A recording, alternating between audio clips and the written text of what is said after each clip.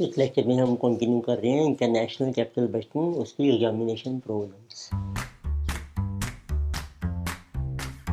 सो let us start problem number 7।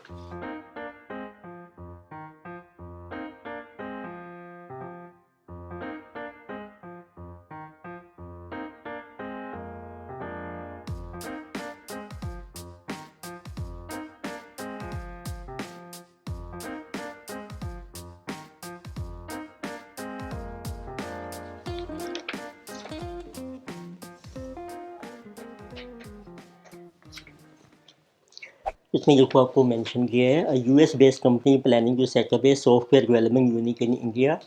US company है, ये अपना एक सॉफ्टवेयर यूनिट स्टार्ट कर रही है इंडिया में। And software developed at Indian unit will be bought back by US parent at a transfer price of $10 million। तो इसमें जो इंडिया में हम सॉफ्टवेयर डेवलप करेंगे, software developed, so it will be bought back by US company, और ये इसको buyback कर लेगी इस अपने सॉफ्टवेयर यूनिट को at transfer price of $10 million at the rate of $10 million. इसका बेसिक पर्पज़ होता है जैसे इंडिया में लेबर चीप है तो हम चीप लेबर का बेनिफिट अवेल करना चाहती है कंपनी, उसको इंडिया में डेवलप करके। फिर आपको मेंशन किया है the unit will remain in existence in India for 1 year. तो ये जो आपका टाइम पीरियड है कॉन्ट्रैक्ट 1 साल के लिए है। And the US based company will be subject to tax rate 30% and withholding tax of 10% in India. तो जो नॉर्मल टैक्स लगेगा इंडिया में वो है आपका 30%, और एक आपको लगेगा विदहोल्डिंग टैक्स देखिए 10%।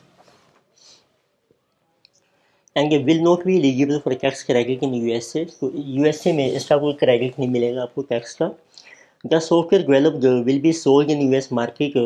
फिर ये जो हमने बायबैक कर दिया है इस सॉफ्टवेयर को फिर यूएस कंपनी फिर सेल करेगी यूएस मार्केट में। तो this software will be sold in US market so eight the rate of $। तो इसका जो प्राइस आपको दिया है जिसे जो 12 मिलियन। तो आपके एस्टिमेट्स दे रखे हैं। तो इंडिया में जब आप सॉफ्टवेयर का यूनिट डेवलप कर रहे हैं यहाँ आपको रेंट पे करना पड़ेगा 15 लाख का। मैन पावर की कॉस्ट पड़ेगी आपको 80 प्रोफेशनल्स फॉर 10 आवर से ईच डे 400 पर मैन आवर।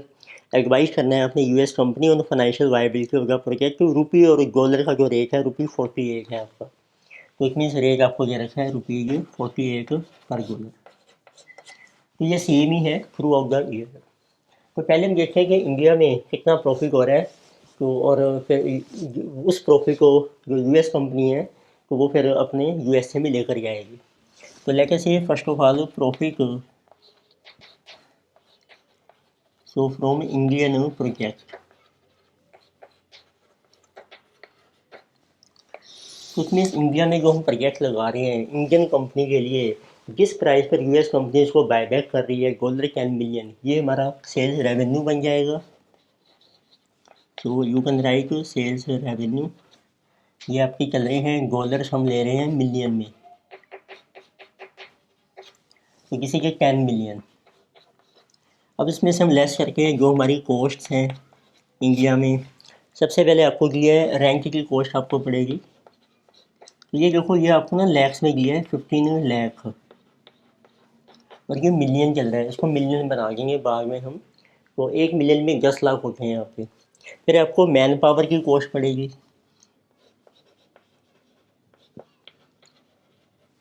उसकी कॉस्ट है आपकी 80 प्रोफेशनल्स हम रखेंगे and they will work 10 hours each day. तो कितने डेज हैं आपके 365 डेज पर एनम, और उनको वेजेज हम देंगे 400 पर आवर। तो इसका टोटल कर लेते हैं तो आपका टोटल अमाउंट आ जाएगा तो जिसे ये 1168 लाख। ये सारे लैक्स में चल रहे हैं हमारे। तो किसी जो 800 इंटू 365 इंटू 400। फिर एक आप पूछिए एडमिनिस्ट्रेशन कोस्ट्स, एडमिनिस्ट्रेशन एक्सपेंसेस जो इंडिया में होंगे आपके, जिसे कि 12 लाख। तो अब इसको बनाते हैं अब हम मिलियन डॉलर में। तो let us see total is becoming, तो ये लैक्स बन गए आपके 15 लाख प्लस 11 6 8 प्लस 12, ये बन गए हमारे 1195 लैक्स। इसको 10 लाख से डिवाइड करोगे ये मिलियन बन जाएंगे आपके, और ये हमारे हैं रुपीज़ में। अब इसको कन्वर्ट करना है डॉलर में, तो इसका जो रेट चल रहा है आज की डेट में वो है 48, तो 1/48, तो ये आपकी डॉलर में आ जाएगी। तो जिसे ये 119.5 मिलियन डिवाइडेड बाई 48, तो आपकी डॉलर में इसकी वैल्यू आ गई है अब 2.4896। तो इसमें बैलेंस जो आएगा आपका, इसको लेस करके ये आ जाएगा आपका प्रॉफिट बिफोर टैक्स। इसमें टैक्स चला जाएगा आपका 30%, so this will be PAT. So minus 10, so it will be 7.5104, so at the rate of 30%, so minus 30%, इसे जो 5.2573, और इसके ऊपर चार्ज होगा विदहोल्डिंग टैक्स। तो मीन्स यूएस कंपनी को कितना कैश बेनिफिट मिलेगा, तो जिसे ये आल्सो 10% विदहोल्डिंग टैक्स, तो माइनस 10%, दिस विल बी 4.7316, ये आपके डॉलर आ गए मिलियन में। तो यूएस कंपनी को इसका मतलब है जब वो इंडिया में से बाहर लेकर जाएगी इसका प्रॉफिट, वो प्रॉफिट आपका 4.7316। तो अब देखो यूएस कंपनी को कितना बेनिफिट हुआ, वो कि net benefit to US company. तो नंबर 1 फ्रॉम इंडिया से बेनिफिट हो रहा है उसको, जैसे कि डॉलर में ही चल रहा है, डॉलर मिलियन में है आपके 4.7316। अब यूएस कंपनी ने इसको बायबैक किया था 10 मिलियन का, और उसने सेल कर दिया 12, तो इसको फर्दर बेनिफिट हो गया फ्रॉम यूएसए से, फ्रॉम सेल इन यूएसए। तो जिसे कि 12 माइनस 10, सो 2 मिलियन, सो टोटल बेनिफिट आ गया आपका 6.7316 डॉलर आ गया आपके मिलियन में। तो it means project will be accepted. तो ये भी एक थोड़ा डिफरेंट स्टाइल का क्वेश्चन था, इसमें कोई वो नहीं था प्रेजेंट वैल्यू फैक्टर, सिर्फ एक ही साल का टाइम था, और उन्होंने ये पूछा था कि हम एक साल के लिए जो प्रोजेक्ट लगा रहे हैं तो वैगर की बेनिफिशियल और नो।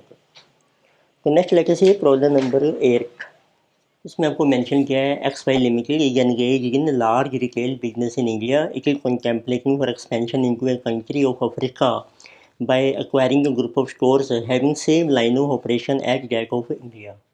तो एक इंडियन कंपनी है, अब ये एक अफ्रीका में अपना प्रोजेक्ट स्टार्ट कर रही है। Exchange rate for the currency of the propose African country is extremely volatile, rate of inflation is presently 40% का ईयर। तो अफ्रीका का इन्फ्लेशन है 40%, very high. Inflation rate in India is currently 10% का year. Management of XY limited expects that these rates are likely to continue for the foreseeable future. तो देखो data दिया है आपको XY लिमिटेड, किसी इंडियन कंपनी, तो starting project in Africa, और इनके इन्फ्लेशन रेट्स आपको दिए हैं। तो we are given inflation rates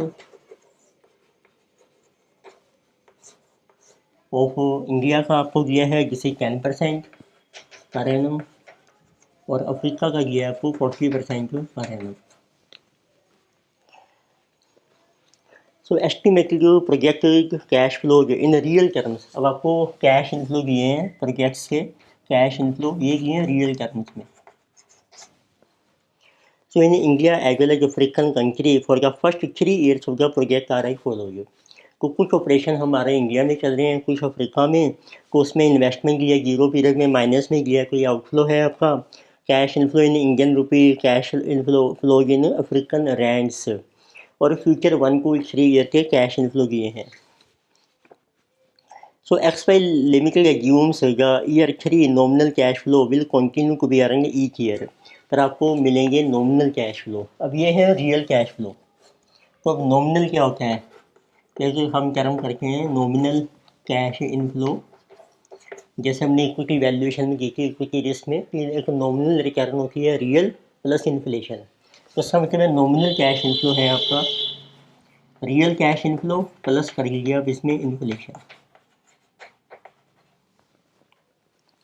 inflation means हमने ऐड करना है इसमें। फिर और फ्यूचर में वो कह रहे हैं कि 3 साल तक आपको नॉमिनल कैश इनफ्लो मिलेंगे indefinitely, and it will evaluate all investment using nominal cash flow and nominal discount rate pricing exchange rate. तो आज जो रेट है स्पॉट रेट जीरो पीरियड में वो है आपका अफ्रीकन रैंड 6 पर रुपी। अफ्रीका की करेंसी होती है रैंड RAND। उसका रेट आपको दिया है। You are required to calculate NPV of the proposed investment considering the following. और आपको ये भी लिखा है कि कंपनी एज्यूम कर रही है कि जो ईयर 3 का जो कैश इनफ्लो होगा ना it will continue to be earning each year indefinitely. It means जो कैश इनफ्लो है आपका थर्ड ईयर का, so it will continue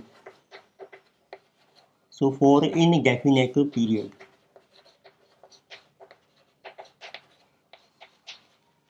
it means in future. तो इस टाइप को हम कहते हैं इसकी जो लाइफ है वो इनफिनिटी है प्रोजेक्ट की। तो ये कैश इनफ्लो आपको मिलेगा 4 ईयर से लेके इनफिनिटी तक। तो एक तरीके से परपेचुइटी बन जाएगी, उसकी प्रेजेंट वैल्यू निकालनी पड़ेगी हमें। तो अब ये उन्होंने पूछा है number 1 you have to calculate African rand cash flow. उनको आप कन्वर्ट कीजिए रुपीज़ में and discount at risk adjusted rate. तो अब जो भी आपके कैश फ्लो है ना रियल, पहले तो उनको नॉमिनल बनाएंगे, फिर जो अफ्रीकन वाले हैं उसको रुपी में कन्वर्ट करेंगे, then they will be discounted at 20%। हमारी रिक्वायर्ड रिटर्न है, तो रिक्वायर्ड रिटर्न आपको दी है इंडिया की R, जिसे जो 20%। तो PV फैक्टर भी आपको दिए हैं, तो आपको NPV कैलकुलेट करनी है इस प्रोजेक्ट की। तो इसमें सबसे पहले अब हम कैलकुलेट करते हैं इन्फ्लेशन जो को दिया है, उससे पहले अब नॉमिनल कैश इनफ्लो कैलकुलेट कीजिए। फिर हमें फॉरवर्ड रेट भी निकालने पड़ेंगे। फॉरवर्ड रेट निकालते हैं, चलो पहले फॉरवर्ड रेट्स आपको इन्फ्लेशन दिया है, तो ये हम कैलकुलेट करेंगे as per purchasing power parity. तो फार्मूला है आपका forward rate for time period T is equal to spot rate into 1 plus delta PA upon 1 plus delta PB। अब आपको देखना है कि देखो अफ्रीकन रैंड 6 पर रुपी, तो रुपी इसमें बेस करेंसी है, अफ्रीकन रैंड हमारी कोटी करेंसी है। तो अफ्रीकन रैंड का जो इन्फ्लेशन है ये बन जाएगा डेल्टा PA और इंडिया का बन जाएगा डेल्टा PB। इससे आपके फॉरवर्ड रेट्स आ जाएंगे आफ्टर 1 पीरियड। स्पॉट रेट है आपका अफ्रीकन रैंड 6 इंटू कर लीजिए, सो ए है 1.4 40% एंड 1.1। तो इस तरीके से आपके जो है रेट्स ये कैलकुलेट हो जाएंगे। तो दिस रेट लीजिए 7.6364। Then for second year it लीजिए 7.6364 इनटू फिर कर लीजिए 1.4 अपॉन 1.1। तो सेकेंड ईयर का फिर इन्फ्लेशन हमने एडजस्ट कर लिया है। तो दिस रेट की कमी 9.719। ऐसे आपका F3 आ जाएगा। सो 9.719 इंटू 1.4 अपॉन 1.1, तो जिसे 12.37। अब कैलकुलेट करके हैं इनके कैश इनफ्लो की नॉमिनल कैश इनफ्लो। तो कैश इनफ्लो मैंने मेंशन नहीं किए हैं, क्वेश्चन में आपको जो हो दिए हुए हैं।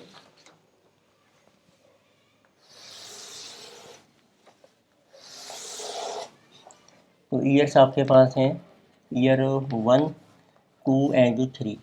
तो इंडिया का देखो, इंडिया का जो प्रोजेक्ट है वहाँ से आपको कैश इनफ्लो मिल रहा है CIF। देखो ये रियल है आपके पास, हमें क्वेश्चन में रियल कैश इनफ्लो दिए हैं 1500, यानी कि 2000, 2500। अब इंडिया का इन्फ्लेशन है आपका 10%, तो उसमें 10% आपने इन्फ्लेशन ऐड करना है। इसमें 1 साल का ऐड होगा, तो ये बन जाएंगे फिर नॉमिनल कैश इनफ्लो। तो 1.1, तो यहाँ 0 से 1 हो गया, यहाँ पे 2 साल हो गए आपके 1.1 फॉर 2 ईयर्स, इसमें 3 साल हो जाएंगे 1.1 फॉर 3 ईयर। तो इस तरीके से आप पहले नॉमिनल कैश इनफ्लो कैलकुलेट कीजिए। इन्फ्लेशन ऐड कर रहे हैं हम 1 साल 2 साल 3 साल का। तो जिससे ये 1650, so this one is our 2200 plus 10%, 2420, then 1.1 into 2500, this is 3328। तो ऐसे कैलकुलेट करते हैं अफ्रीकन रैंड्स, जिस इज अफ्रीकन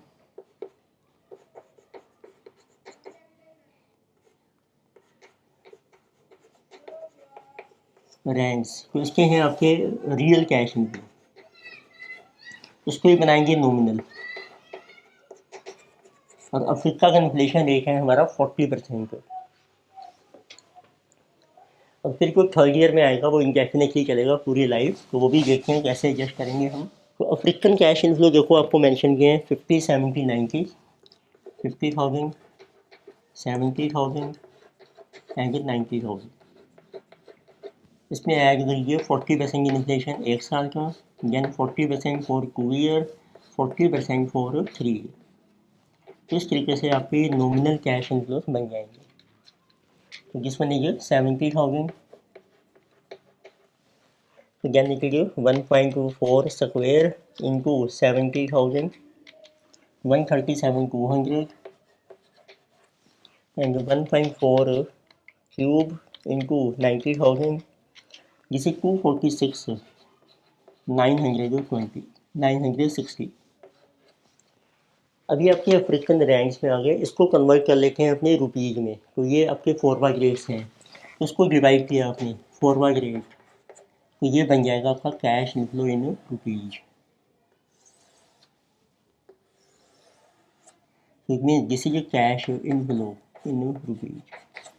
तो इसको आप डिवाइड कीजिए, फॉरवर्ड रेट है 7.6364, सो सेकंड ईयर का है 9.719 और थर्ड ईयर का रेट है आपका 12.37। तो 70,000 डिवाइडेड बाय 7.6364,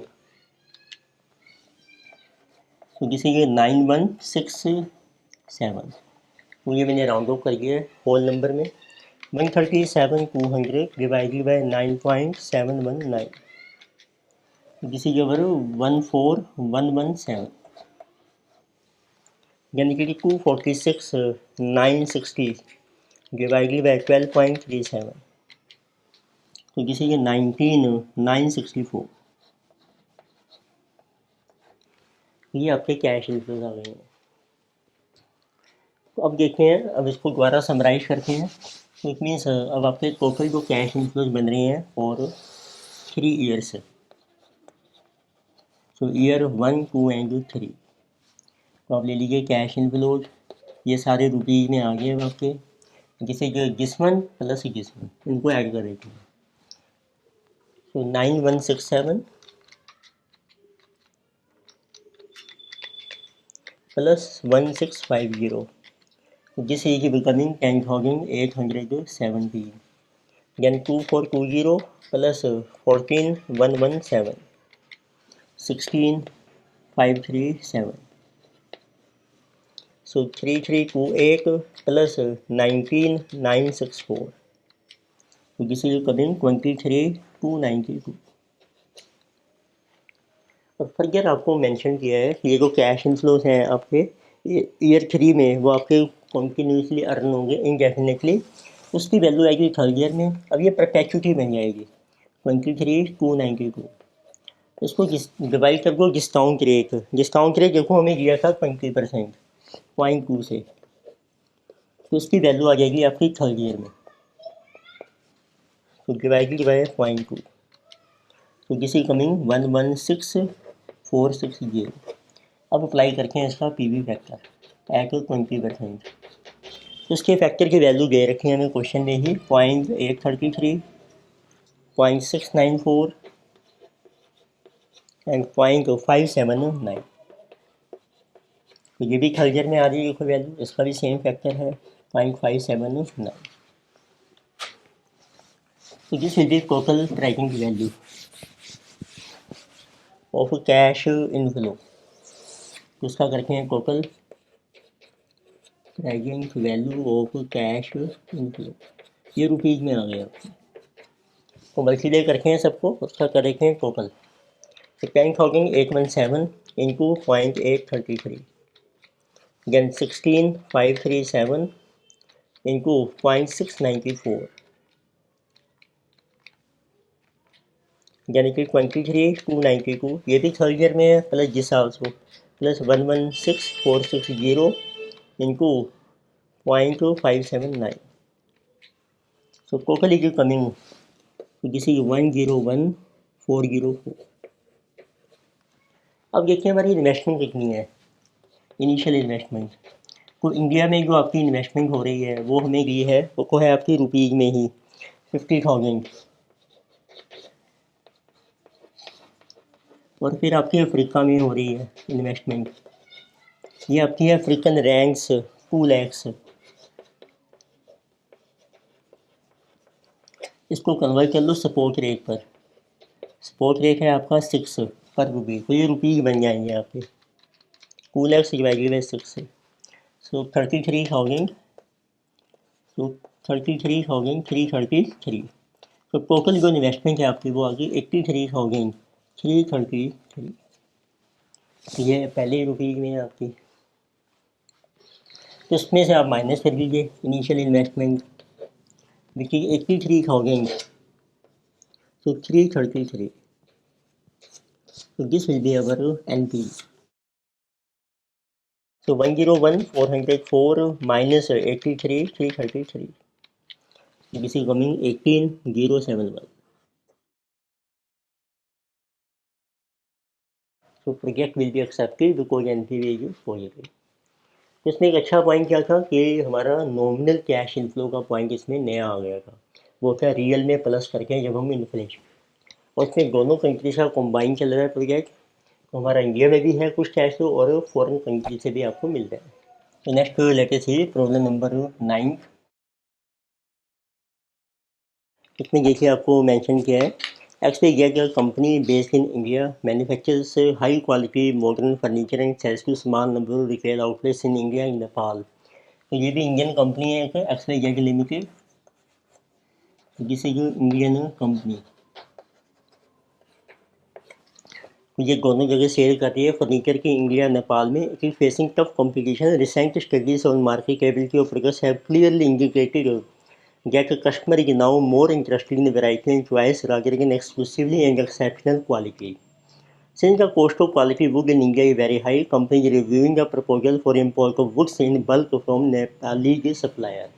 तो कंपनी इंपोर्ट करना चाहती है, इंपोर्ट्स फ्रॉम नेपाल। कुछ मीन्स अब उसके लिए हमें एक प्रोजेक्ट स्टार्ट करने हैं नेपाल में। Estimate of net Indian rupees and Nepali currency cash flow for this proposal is given.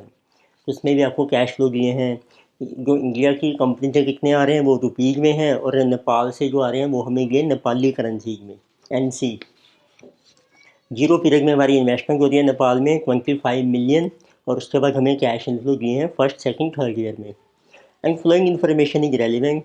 XYZ limited evaluates all investment by using a discount rate of 9% per annum. क्योंकि डिस्काउंट रेट है XYZ का, इसका मतलब ये हो गया आपका KA, ये है आपका 9% इंडिया का। A या B हमें देखना पड़ता है कौन सी बेस करेंसी है। And all Nepali customer are invoiced in Nepali currency and Nepali currency cash flows are converted to rupee at forward rates and discounted at Indian rate. तो मीन्स आपने होम करेंसी फ्लो अप्लाई करनी है, पहले नेपाली कैश फ्लो को रुपी में convert कीजिए। Inflation rate दिया है आपको नेपाल का और इंडिया का, और सपोर्ट रेट है आपका, देखो आज की डेट में सपोर्ट रेट है नेपाली सो करेंसी 1.6 पर इंडियन रुपी 1। तो इसका मतलब है रुपीज़ में बेस करेंसी है, नेपाली करेंसी कॉपी करेंसी है। तो ये समझो इंडिया मीन्स ये बेस करेंसी का हो गया डिस्काउंट रेट इंडिया का 9%। अब इन्फ्लेशन दिया है आपको नेपाली करेंसी का, इन्फ्लेशन रेट।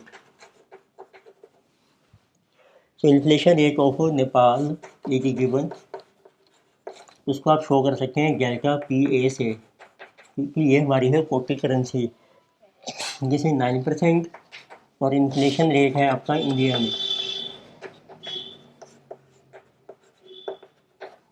जिसे डेल्टा पी बी जैसे कि 8%। तो इससे purchasing power parity theorem apply करके आपके 4/8 आ जाएंगे। Purchasing power parity, so what will be 4/8 after time period की सपोर्ट रेट है आपका देखो S0 into 1 plus delta P A upon 1 plus delta P B. तो इट मीन F1 आ जाएगा। सपोर्ट रेट है नेपाली करेंसी 1.60, नेपाल का इन्फ्लेशन है 9% और इंडिया का है 1.08। तो ऐसे आपको जितनी लाइफ है, लाइफ हमें की है 3 साल की, तो आपके रेट्स आ जाएंगे। Assuming you are the finance manager calculate NPV and modified internal rate of return of the proposal, और डिस्काउंट फैक्टर आपको 9% के ऊपर दिया है। तो लेट्स सी, तो पहले आपको कैश इनफ्लो कैलकुलेट करने हैं। तो फर्स्ट 4/8 पे आप कैलकुलेट कर लीजिए this one. 4/8 for 1 year 1.6 into 1.09 divided by 1.08, जिसे जो 1.6148, वैसे ही आ जाएगा आपका 4/8 फॉर सेकेंड ईयर। इसमें इनको कर लीजिए 1.6148 into 1.09 upon 1.08 into 1.09 divided by 1.08, जिसे 1.63। Then 4/8 for third year 1.63 into 1.09 upon 1.08, so into 1.09 upon 1.08, this is 1.645। ये रेट्स आ जाएंगे। अब देखें कैश इनफ्लोज आपको दिए हैं year wise. So year 1, 2 and 3 cash inflow he given. तो कुछ आपके रुपीज़ में है, इंडियन के प्रोजेक्ट से वो पहले रुपीज़ में है आपके, और ये चल रहे हैं मिलियंस में। चलो पहले लेके नेपाली करेंसी में, नेपाल करेंसी में आपके जो कैश इनफ्लो हैं वो हमें दिए हैं। तो किसी जो 2.6 देन 3.8 एंड 4.1, इसको कन्वर्ट कर रखे हैं अपनी इंडियन रुपीज़ में। तो इसको आपने डिवाइड कर देना है 4/8 से। तो it mean divided by first year का 4/8 है 1.6148, सेकेंड ईयर का रेट है 1.63 और थर्ड ईयर का रेट है 1.645। तो आपके कैश इनफ्लो आ जाएंगे रुपीज़ में,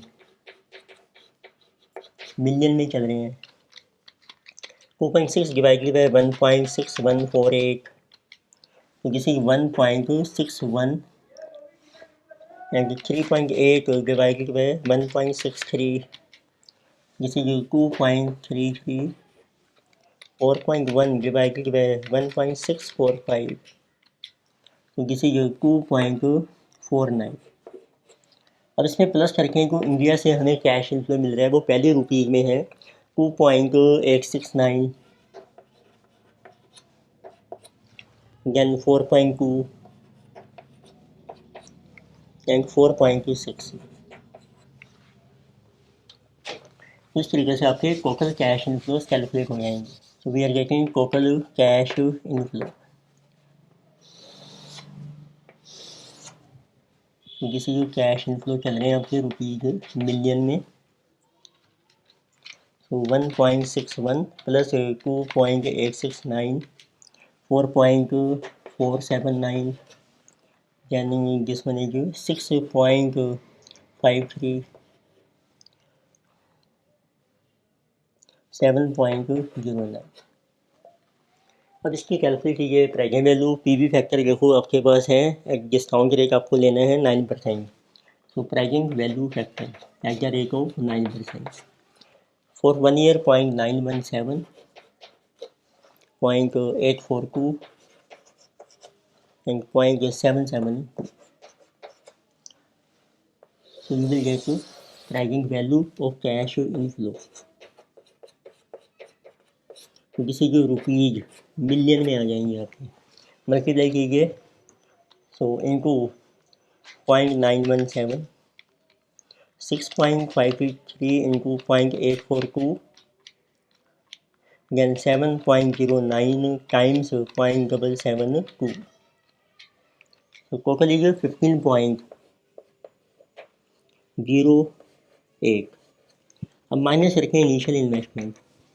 अब देखो इनिशियल इन्वेस्टमेंट कितनी है आपकी, यह है नेपाली करेंसी, जिसे जो 25, इसको कन्वर्ट कर लो रुपीज़ में, कि वैल्यू है सपोर्ट रेट, वो है आपका 1.6, तो आपकी रुपीज़ में आ जाएगी 25 वैल्यू बाय 1.6, 15.625, इसको कीजिए माइनस 15.625, तो आपकी एनपीवी जो है स्लाइटली नेगेटिव आ रही है, -15.08, जिसे जो 0.545 नेगेटिव, तो आपका प्रपोजल जो है वो आपकी रिजेक्ट हो जाएगी। तो नेक्स्ट मैंने इसमें ये भी पूछा है कि मॉडिफाइड रेट ऑफ रिटर्न। तो मॉडिफाइड में क्या होता है कि जो पहले कैश फ्लो होते हैं ना, वो हमारे री इन्वेस्ट होते हैं। तो देखते हैं कैसे कैलकुलेट करेंगे। तो देयर आस्किंग मॉडिफाइड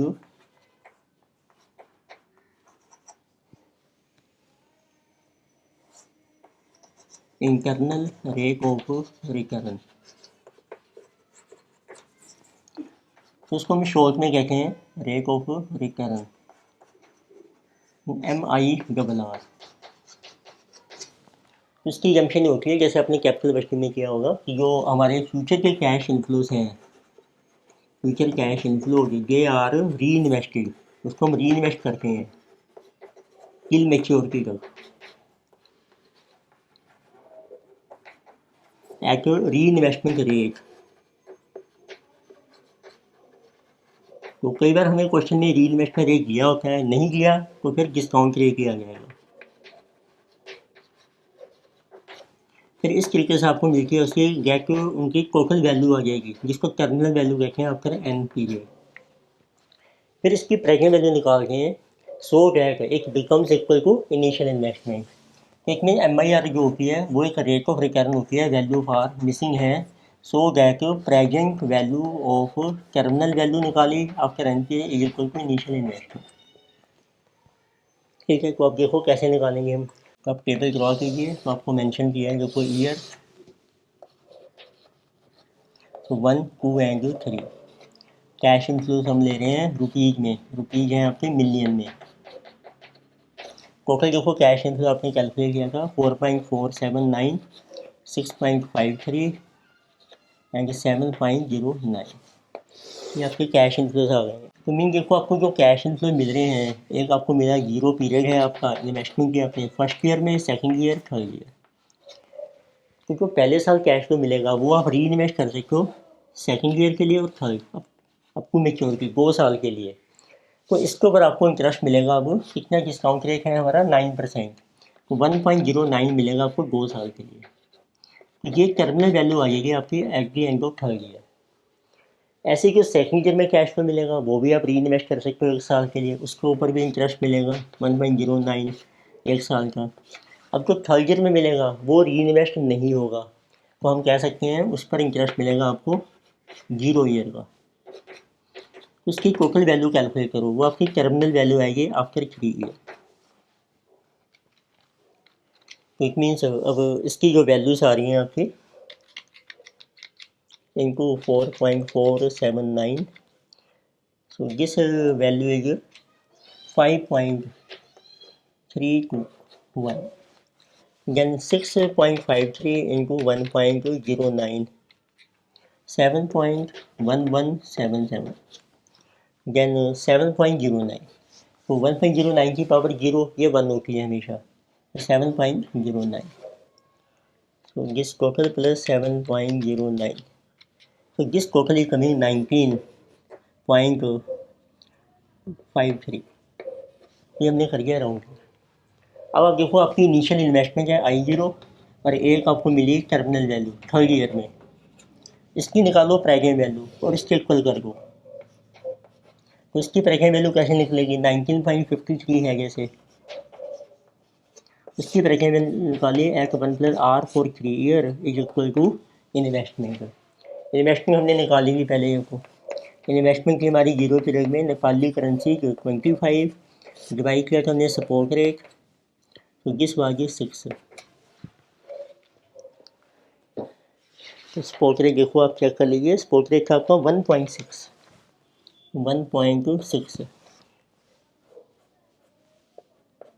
तो इससे आपकी इन्वेस्टमेंट आ गई 25 डिवाइडेड बाय 1.6, एक बार जो 15.625, तो इसको इक्वल करके 15.625,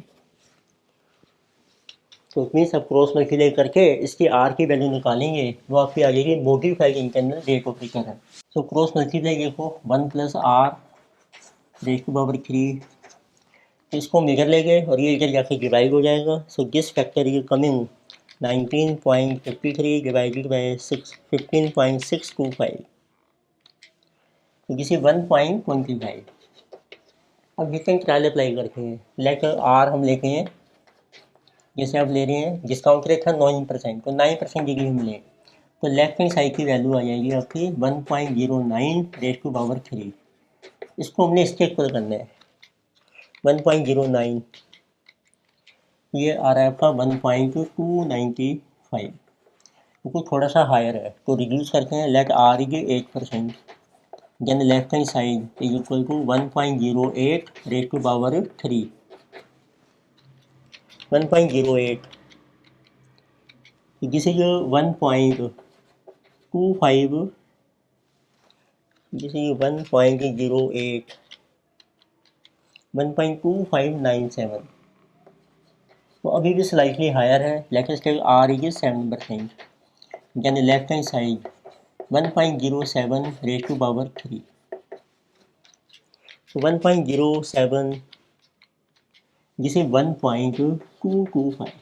अब ये दो वैल्यूज आ गई है, वो ये है 1.25, ये है 2597, ज़्यादा है, ये थोड़ा सा कम है। अब आप इंटरपोलेट कीजिए, तो what is modified internal rate of return, हम लेंगे लो रेट है आपका 7%,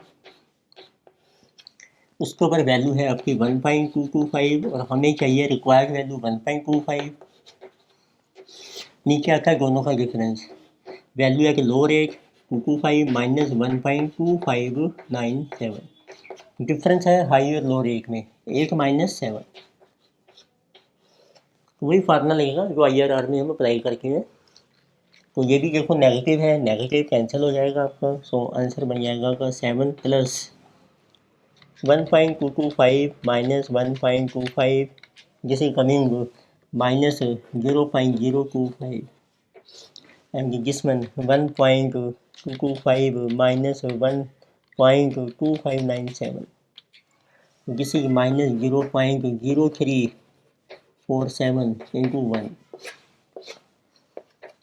माइनस से माइनस कैंसिल, प्लस हो जाएगा आपका 0.025 डिवाइडेड बाय 0.0347 इंटू किया 1, तो 0.72, तो एग्जैक्ट आंसर है आपका 7.72% आपकी है modified internal rate of return. आप क्वेश्चन पहले समझिए ध्यान से, फिर आप उसको नोट डाउन कर सकते हैं वीडियो को पॉज करके, तभी आपको अच्छे से समझ आएगा क्वेश्चन। आपको अच्छी लगी है वीडियो, लाइक कीजिए, सब्सक्राइब कीजिए, अपने फ्रेंड्स को रिकमेंड कर सकते हैं आप। नेक्स्ट वीडियो में हम और एग्जामिनेशन प्रॉब्लम कंटिन्यू करेंगे। Thank you.